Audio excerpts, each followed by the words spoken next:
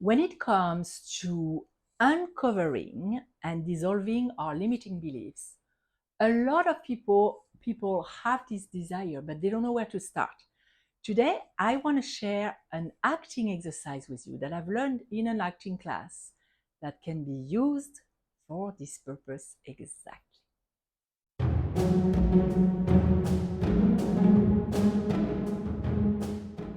Hi. So, as I said in the introduction, I have taken theater acting class and we were recommended to read the book. It's a classic in acting, The Art of Acting.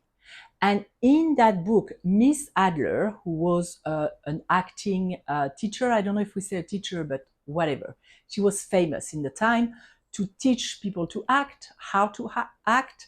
She shared an exercise that is very simple that we can use in our life today to the purpose that she shared it in her book was to discover our own inner richness.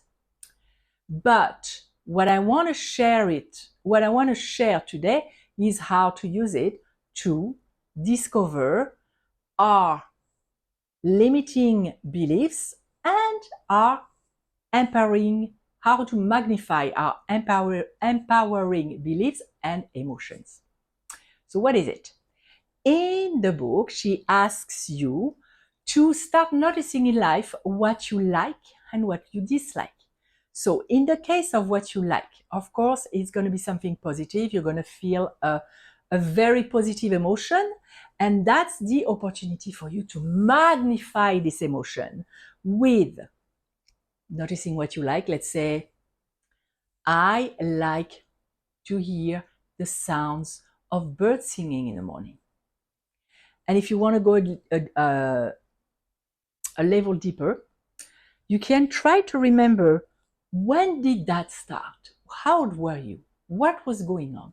When did you connect with the beauty of birds singing the first time? And really remember that memory and start tapping on I love and I'm so grateful for the birds.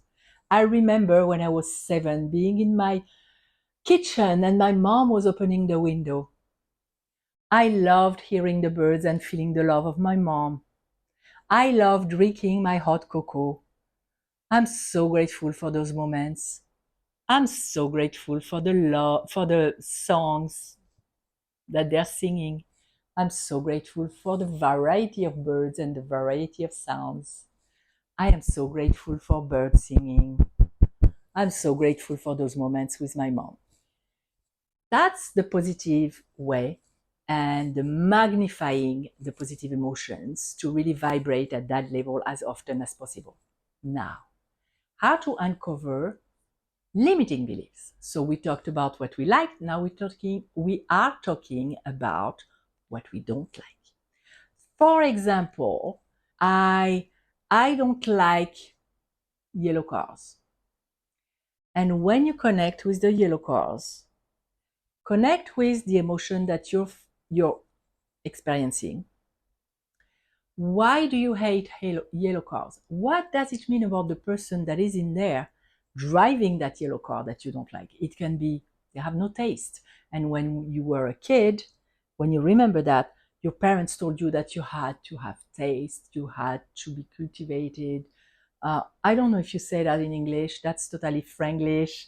That means have a lot of culture, know a lot of things, be educated. And someone who drives a yellow car, unless it's a sport car, they are not this kind of person. So really go within. And if that's the case, let's take that belief, for example. Even though I hate people who are not educated, or hate maybe is a strong word, I don't like people who are not educated because I have to be educated. That's who I want to be in life. And there is a part of me that maybe think that people could think I'm not educated. And that scares me.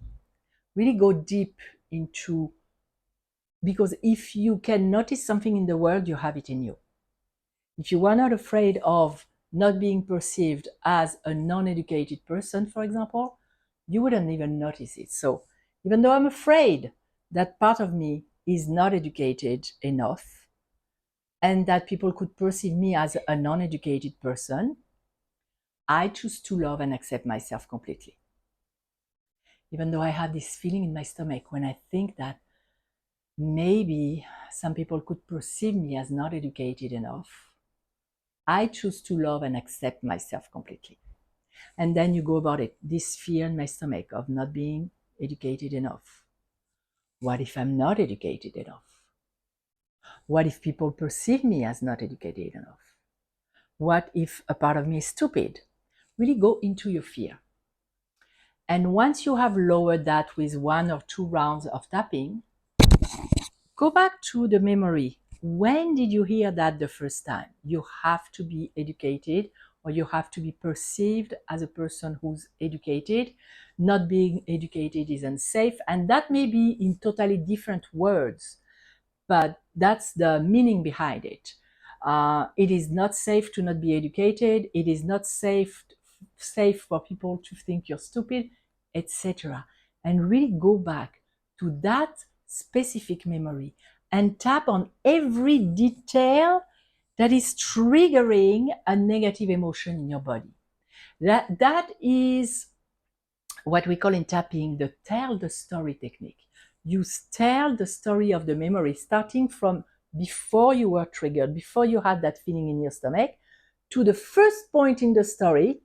Let's say you were reciting a poem in front of your father and mother, and you made a mistake, and somebody said, you better be careful, you don't want people to think you're stupid, or you don't want people to think you're not educated. Whatever happened, the first aspect of the story that is really triggering some negative emotion, it can be a look on your mother's face, it can be a word in your father's mouth, it can be your grandfather laughing at you.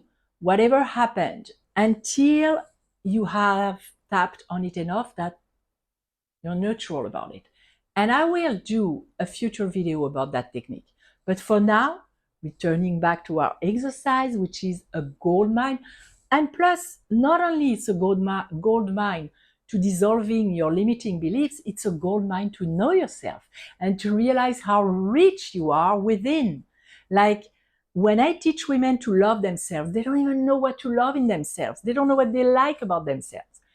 Doing this kind of exercises will let you know who you are. And then when you need to go about practicing gratitude, which is, in my opinion,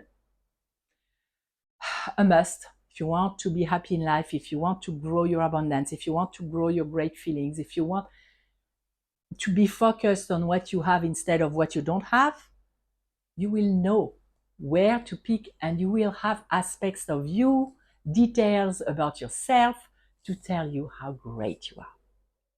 That's it for this exercise. Let me know below what you like, what you dislike, why, and share with us the richness of who you are so you can love yourself in even more details. If you know someone who needs this video, if you know someone who's lost, a little bit confused about who they are, share this exercise. It's always fun to do, especially for the like part. And if you haven't subscribed to the channel, subscribe so you don't miss on any future videos. Bye.